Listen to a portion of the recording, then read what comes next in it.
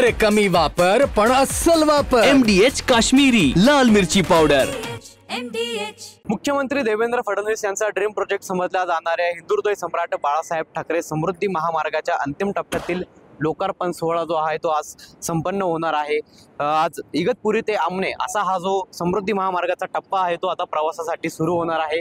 या अगोदर नागपूर ते इगतपुरी पर्यंत रस्ता जो आहे तो कार्यान्वित करण्यात आला होता। त्यानंतर आता मुख्यमंत्री देवेंद्र फडणवीस तसेच राज्याचे उपमुख्यमंत्री अजित पवार आणि एकनाथ शिंदे यांच्या उपस्थितीमध्ये या रस्त्याचा आज लोकार्पण सोहळा जो आहे तो होणार आहे। या ठिकाणी जर आपण बघितलं तर तयारी देखील झालेली आहे। या ठिकाणी कोनशिलेचं जे अनावरण आहे ते मुख्यमंत्र्यांच्या हस्ते केलं जाणार आहे आणि हा रस्ता प्रवासासाठी सुरू केला जाणार आहे। खरं तर समृद्धी महामार्गावरती असलेल्या या बोगद्याचा जो समावेश आहे तो भारतातील सर्वात रुंद बोगद्यांमध्ये केला जातो।